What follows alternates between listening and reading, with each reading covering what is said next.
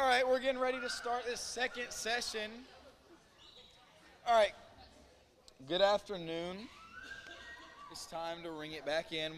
Our first song for the second session is going to be Lord, Reign in Me.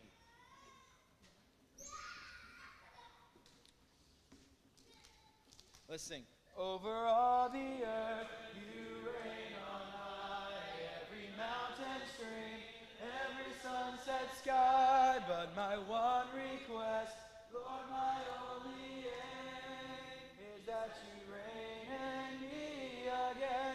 Lord, reign in me, reign in your power over all my dreams. In my darkest hour, you are the Lord of all I am. So won't you reign in me again, over every thought, over every word. May my life reflect the beauty of my Lord, 'cause you mean more to me than any earthly thing. So won't you reign in me again, Lord, reign in me, reign in your power over all my dreams. In my darkest hour, you are the Lord of all I am. So won't you reign in me again, Lord, reign in me, reign in your power over all my dreams. In my darkest hour, you are the Lord of all I am.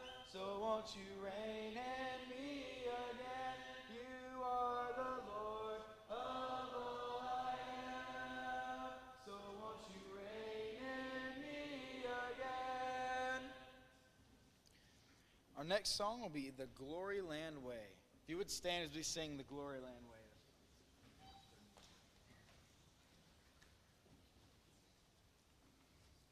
Let's sing. I'm in the way, the bright and shining way.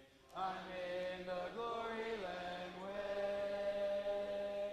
Telling the world that Jesus saves today. Yes, I'm in the glory land way. Hey, I'm in the glory land way. I'm in the glory land way. Heaven is nearer and the way groweth clearer, for I'm in the glory land way. Listen to the call, the gospel call today. Get in the glory land way. Wanderers come home, oh hasten to obey, for I'm in the glory land way. Hey, I'm in the glory land way. I'm in the glory land way. Heaven is nearer and the way groweth clearer, for I'm in the glory land way. Onward I go, rejoicing in his love. I'm in the glory land way. Soon I shall see him in that home above. Oh, I'm in the glory land way. I'm in the glory land way. I'm in the glory land way. Heaven is nearer and the way groweth clearer, for I'm in the glory land way. You may be seated. The next song will be Our God, He is Alive.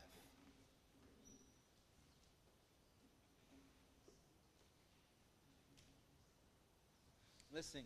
There is beyond the azure blue a God concealed from human sight.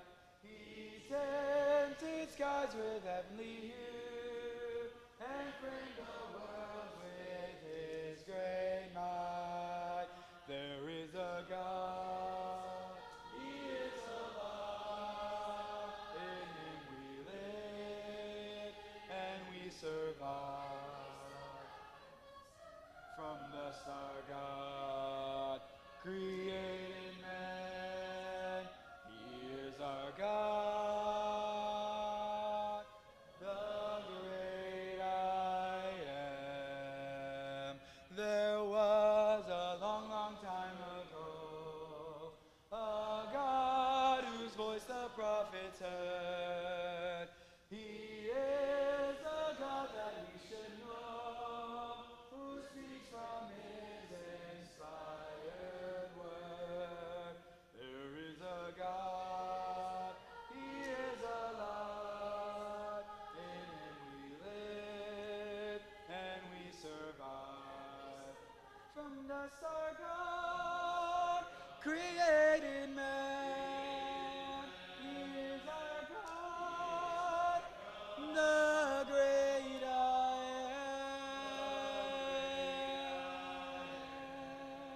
am. Secure is life from mortal mind. God holds the germ within his hand. Amen. May search they cannot find, for God alone does understand. There is a God, he is alive. In him we live and we survive. From the start, God created man. He is our God, the great I am.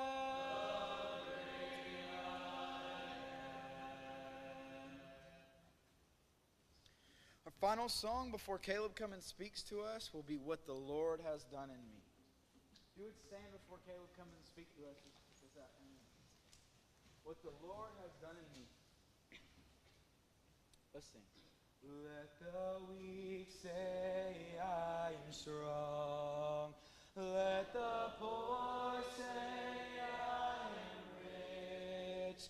And let the blind say I can see. It's what the Lord has done in me. Into the river I will wade. There my sins are washed away by the heavens' mercy stream of the Savior's love for me.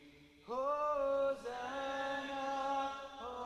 Hosanna to the Lamb that was slain. Hosanna, Hosanna, Jesus died and rose again. I will rise from waters deep into the saving arms of God. I will sing salvation songs. Jesus Christ has set me free. Hosanna, Hosanna to the Lamb that was slain. Hosanna, Hosanna, Jesus died and rose again. Hosanna, Hosanna to the Lamb that was slain. Hosanna, Hosanna, Jesus died and rose again. Jesus died and rose again. You may be seated. All right. Our God is someone worthy of love. You believe that? You believe that? I love the Lord. Will you say that with me? I love the Lord. I hope you do. I hope that we can taste and see that the Lord is good, far more above anything else on this earth, and we can know that the goodness of God will far outlast anything on this earth. We know that God is worthy of our adoration, but now I think we need to wonder, when is he worthy of that? When can we see that? When can we know that we love the Lord? Are there moments or seasons in life where it's easier to love the Lord than others? This is something I want you to think about in our second session. Are there seasons in life, moments in life, where it's easier or harder to love the Lord than at other times? If we know that there are seasons that are harder, what can we do now to prepare for those seasons? What can we do now to prepare for the seasons when it is harder to love the Lord than at other times? And are we doing them? In our second session, I want you and I to reflect on our lives, on our families, how we use our time, and look at where in all that stuff that we do in life we love the Lord at our most. How can we capture that feeling of being the highest of highs, and how can we make it last when we're in our seasons, our lowest of lows? When am I not loving the Lord? And it's in those seasons, I think, when we're at our lowest, that we need to know how to boldly proclaim, I love the Lord. That's what we'll be thinking about in our second session. In just a moment, we're going to read one of my favorite poems, not just in Scripture, but just one of my favorite poems altogether. It's found in Ecclesiastes. But I want to get us in the right frame of mind to read and to understand this poem in Ecclesiastes 3. Our world, our planet, Earth, we have our time divided up for us into 4 seasons. Maybe not here in Georgia. Maybe you only feel like there's just a couple of seasons. I grew up in South Alabama, and we had summer, we had rain, and then we had cool. Those were the 3 seasons. On the screen, I have some pictures from my time in Ohio, where I lived for 6 years. We had beautiful seasons. We really got to experience all 4 of the seasons. We got to see the trees slowly changing colors. This is a tree that was outside my house. Every year it would turn into a rich, beautiful, bright orange. It would slowly fade into a pink, and then the leaves would fall from the tree. And we got to see this slow passing of the seasons. And then fall would turn into winter. You see a picture of my dog, Julio. He would love to go out in the snow, and we got to see the white stillness of the outside when the snow had fallen. And somehow, when you would walk out and the snow was on the ground, it was the brightest thing you had ever seen, just to see the sun's reflection on that white snow, so bright you almost couldn't see. And then the beauty of when the snow would start to melt, which seemed like forever, you'd start to see the flowers start to sprout up from under the snow. This beautiful passing of the seasons. We didn't love all of the weather there. I got tired of the snow after just a week or so, but the changing of the seasons, to know that the earth was moving, time was changing, time was progressing, really was a beautiful thing to experience. Life is a lot like that, the changing of the seasons. In life, we experience different seasons of living, seasons of hard work and studying, which hopefully you're doing right now in the school year. We have seasons of time off and of rest when you're on vacation and summer and winter break. We have seasons where life feels different than at other times. And I think it's important for us to think about time in life as seasons. For one thing, it's okay that one season isn't like the other. The seasons are different, and that's okay. Just like in the winter it's cold and in the summer it's warm, it's okay that the seasons are different. Sure, you might like one more than the other, but the seasons change, and that's okay. And there are different seasons in life. As we experience the passing of time, you can experience the feeling of getting older and hopefully getting wiser. You can start to experience things changing in your community, in your household, in your family, and that's okay. Sometimes it can be scary getting older, wondering what you're going to do after high school, wondering what life's going to look like in the next season of life, but the seasons progress, and that's okay. Part of living and living well is learning how to navigate the changing of the seasons, learning how to navigate what the different seasons your life is going to bring. And regardless of what season you're in, knowing as a Christian how to say, I love the Lord here in this season. As the seasons change, you do different types of preparation. Maybe you've already started to turn on the heat in your house. We have in our house because we're picky. Maybe you started to turn on the heat in your house because it's cold outside. In the summer, you crank the thermostat maybe as far down as you can go in Georgia. In life, as our seasons change, your rhythm changes. In the school year, you set your alarm for earlier than you do in the summer. Maybe not if you have a practice. As seasons change, you behave differently, you do things differently, and maybe the changing of seasons can have different types of effects on you emotionally and spiritually. Maybe in certain seasons you're lonelier than at other times. Maybe in certain seasons you're more exhausted than you are in the seasons of rest. As seasons change, as you experience problems in life, maybe some seasons are harder than others. Maybe you feel like the season that you're in just isn't getting any better. Regardless of what that looks like, we need to know how to navigate the seasons of life as a Christian. With that in mind, I want to read our poem, Ecclesiastes 3, verses 1 through 8. For everything there is a season, and a time for every matter under heaven, a time to be born and a time to die, a time to plant and a time to pluck up what is planted, a time to kill and a time to heal, a time to break down and a time to build up, a time to weep and a time to laugh, a time to mourn and a time to dance, a time to cast away stones and a time to gather stones together, a time to embrace and a time to refrain from embracing, a time to seek and a time to lose, a time to keep and a time to cast away, a time to tear and a time to sow, a time to keep silent and a time to speak, a time to love and a time to hate, a time for war and a time for peace.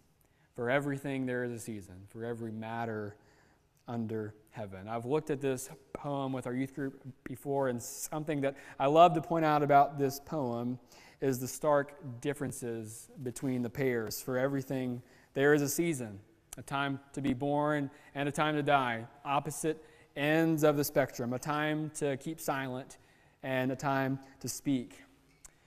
What the Ecclesiastes writer is saying is that from beginning to end, there is a season for all things in life. What isn't included in this poem, which is just a short 8 verses, what isn't included is everything that's in between, the unspoken between these two pairs. A time to be born and a time to die. There's also a season to live. A time to be silent and a time to speak. There's a time to think and to wonder. A time to plant and a time to harvest. There's a time to water and a time to nurture.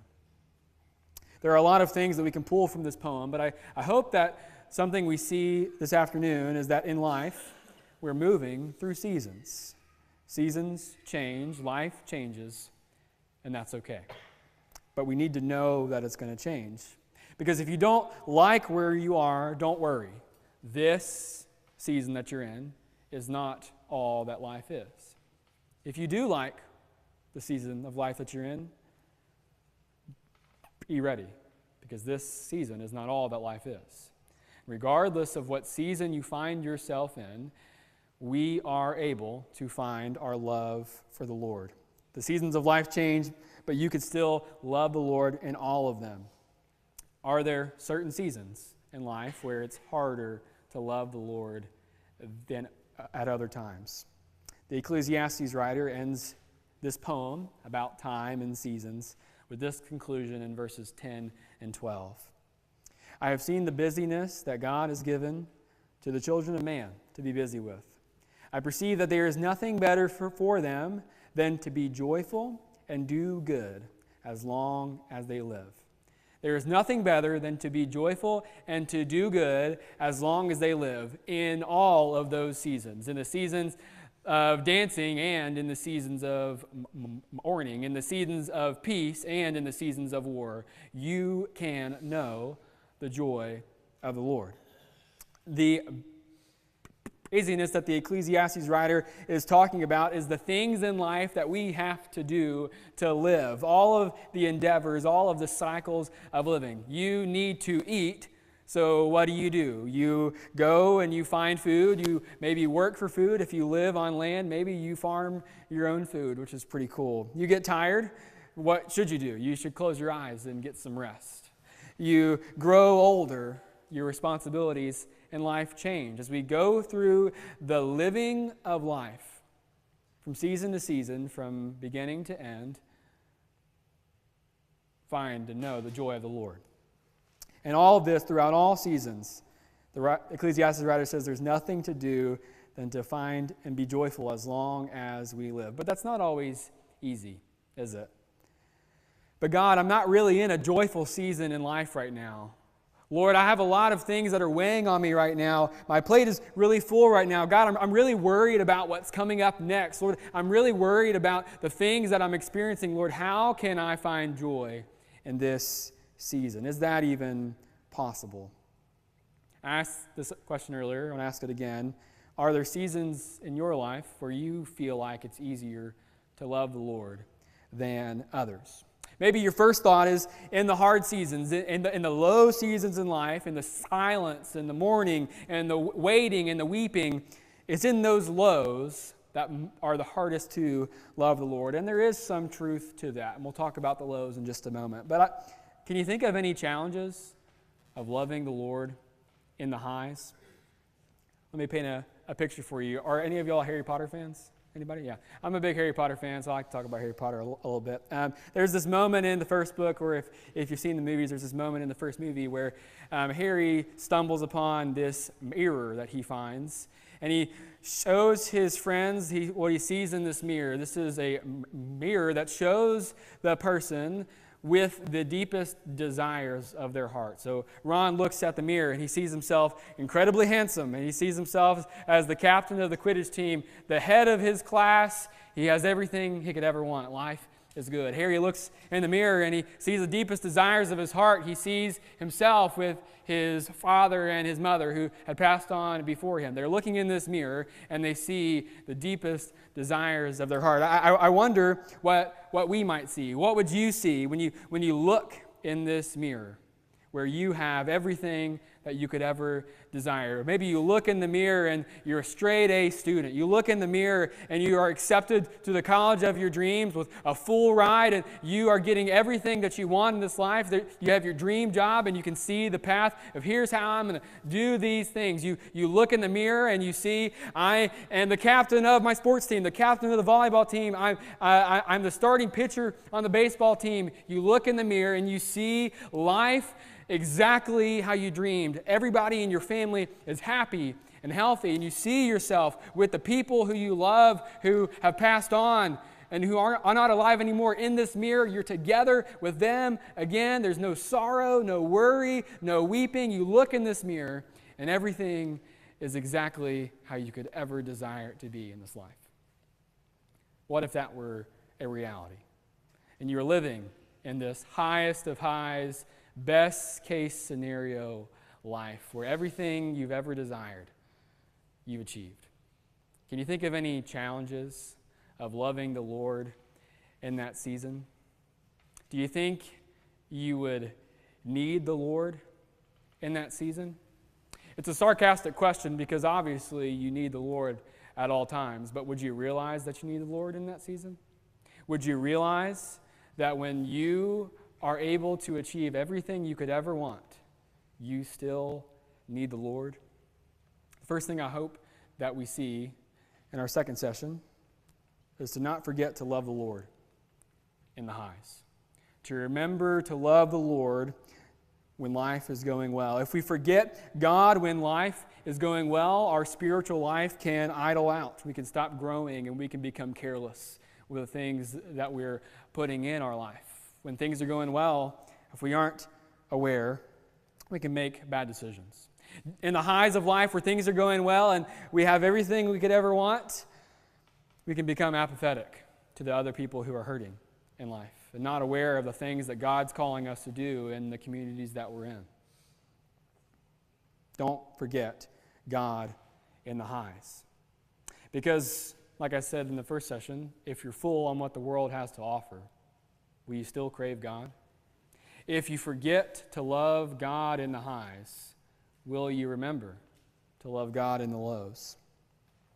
The highs of life have their own challenges, but the lows of life have their challenges as well. The prophet Habakkuk has his own experience with this season of spiritual low. Habakkuk was a prophet of God to the people of Israel during a time that Israel was being attacked by the Assyrians. God was using a foreign nation to punish Israel for their own idolatry, for their own sinful living, for their own heartlessness and carelessness.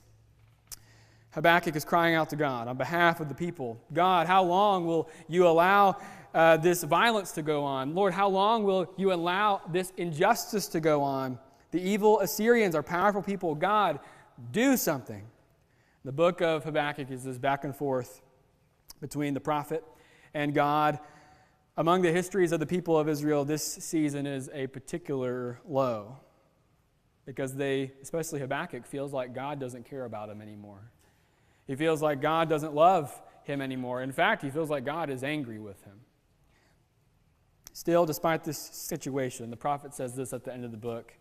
Hopefully, you know this passage in Habakkuk 3:17-19. Though the fig tree should not blossom, nor fruit be on the vines, the produce of the olive fail, and the fields yield no food, the flock be cut off from the fold, and there will be no herd in the stalls. Yet I will rejoice in the Lord. I will take joy in the God of my salvation. God, the Lord is my strength. He makes my feet like the deer's, and he makes my tread on high places. The second thing I hope you see in our session now is to take joy in the Lord, to find joy in the Lord, even in the desert season. Even when the fruits of your endeavors are not blossoming, even when you are not experiencing a relief when you want one, even when you are not being fed when you feel hungry, even when you are not being relieved when you feel thirsty, in that moment, in that season, you can still find the love of the Lord. And the prophet, in this very real season of physical and spiritual low, he does just that. I will take joy in God of my salvation. Even though he doesn't understand what's going on, Habakkuk says in chapter 2 that the righteous shall live by faith. This is something that's repeated several times in the New Testament, this idea that despite what you see going on in front of you, you can still trust and know the love of the Lord. You might have heard the story of Horatio Spafford. It's one of my favorites to share, and it's actually an anniversary of this event. Even if you've heard this before, hopefully you can still be encouraged by hearing what happened. Horatio was a family man and a lawyer, and he lived in the city of Chicago with his large family. He had 4 children, 4 girls, and his wife Anna. He was a lawyer, but he was a family man first. However, not to mention, he was a believer in God. He was a Christian, and his life began to turn upside down in 1871, the year of the Great Chicago Fire. What happened was this prolonged season of dry, windy heat caused a small flame that sparked in, it depends on who you ask, it sparked in a barn in, in southwest Chicago. That small fire spreads on up into the city and consumes almost all of the city of Chicago, all along the river. And after 3 days of the city of Chicago burning on fire, and what amounts to today in $5.4 billion worth of damages, the city of Chicago, the people there, their lives were changed forever, especially Horatio Spafford. You see, Horatio was a lawyer, a wealthy man, and he spent most of his fortune investing into Chicago real estate. And you can imagine, after the city catching on fire, most of what he owned went up into smoke, very, very literally. Still, Horatio, a Christian and believer, trusted and hoped in the Lord to bless him and his family and to bless his community. Just under 2 years later, Horatio and his family decided to travel to England to assist in a missionary effort. They were going to help support a missionary who was over there financially and also help go door to door and aid in that effort.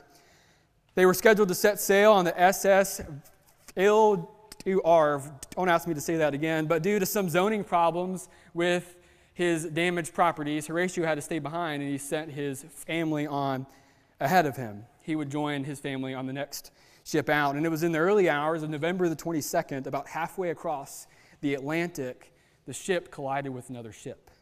And both ships began to sink rapidly, and after about 12 minutes, 226 lives were lost on that ship, 4 of which were his daughters.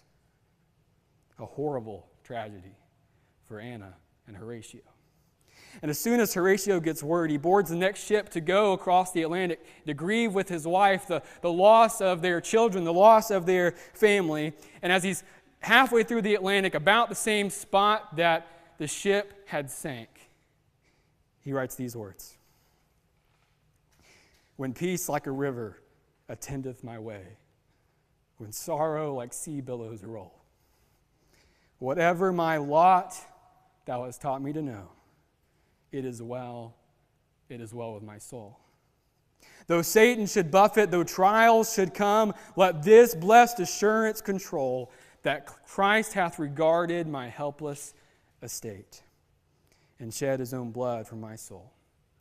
It is well with my soul." November 22nd of this year, 2023, marks the 150th anniversary of that tragedy. Horrible, horrible thing to happen to his family. And yet, still, the hope and the peace and the comfort that he found in his love of the Lord is sung throughout the globe on Sundays by Christians who love the Lord. Wherever and what season, it is well with my soul.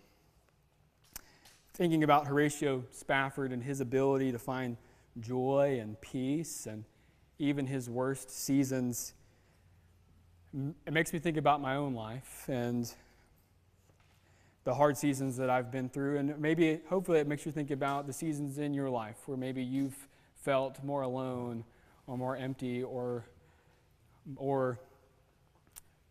low than you've ever felt before. Maybe when you think about the storms that you've experienced in life, what does it take to, in those seasons, those lowest of lows, what does it take to love the Lord? I'll tell you one thing. You will not decide in that season to love the Lord. You decide now. And then, when the storm comes, you step out on the waves and you step out in faith and hope and trust. I love you, Lord, and I lift my voice to worship you, O my soul. Rejoice, take joy, my King, in what you hear, and may it be a sweet, sweet sound in your ear. In any season, you can love the Lord. Do you believe that? Do you believe that this afternoon? Another way to think about life, just like seasons, is to think about the weather. It's often said in life that you're either in a storm, you're coming out of a storm, or you're going into a storm. I grew up on the Gulf of Mexico, and we experienced a great deal of hurricanes. And I have many memories of our family gathering together in someone's house, maybe aunts and uncles and cousins, all together in that storm to prepare to what was to come. I remember looking out on the back patio and seeing the winds and the tornadoes hover above the clouds as Hurricane Katrina went over our back door. And I remember those seasons of storms coming in, and I remember the days that came before the storms. I remember people starting to hear that the storm was coming and say, hey, what are you going to do when the storm comes? Are you going to board up your windows? Are you going to leave town? Are you taking your family with you? I remember the days before the storm where people were worried about each other, worried, hey, are you doing what you need to do to get ready for what's to come? And I remember the days after when people felt safe enough to go outside and to look and see the damage that had happened on their house, and then you'd walk up the street and see what kind of damage had happened to your neighbor's house. If we're going to find joy, if we're going to love the Lord in all seasons, are we preparing? Are we looking to do that together?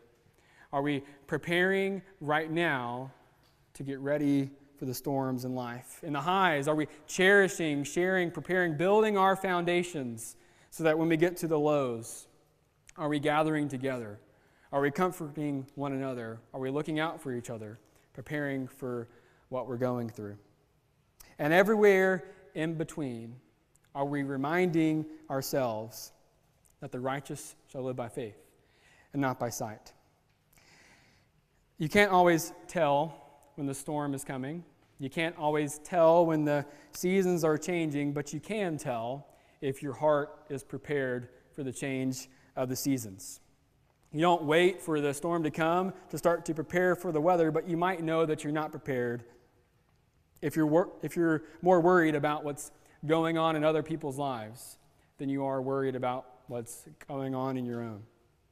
You might not be prepared for the storm if you're putting off the things that matter for the things that you want to do. You might not be prepared for the storm if your inner circle of people right now isn't the people you would want with you when the storm comes.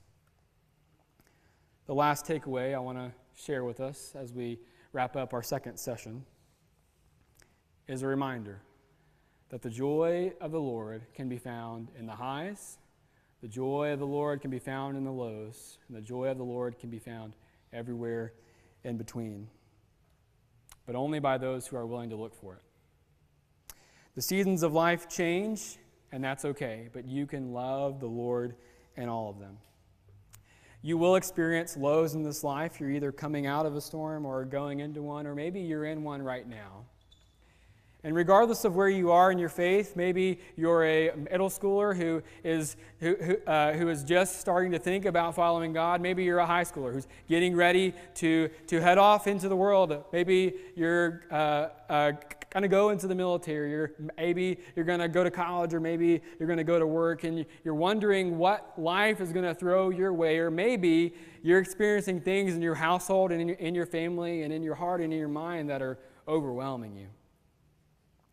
Regardless of where you are and regardless of where you're going, the seasons will change, but the love that your God has for you never will.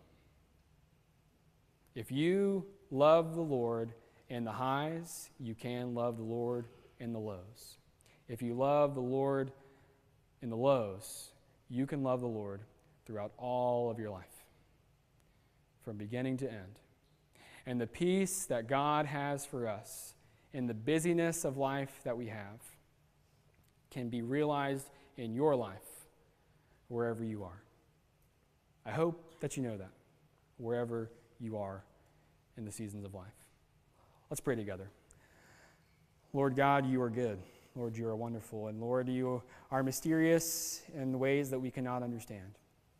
Lord, as life changes beneath our feet and changes in the world around us, Lord, help us to focus on you. Help us to shelter together, and help us to look for you at all times. Lord, when things are going well, Lord, remind us that we need you. Lord, when things are going poorly, help us trust that you still love us. And Lord, in this life, continue to remind us the love that you showed us through your Son, Jesus. Lord, in our moments of deepest need, continue to be our refuge. Help us continue to see and taste that you are good. Lord, thank you again for the gift of your Son. It's in his name.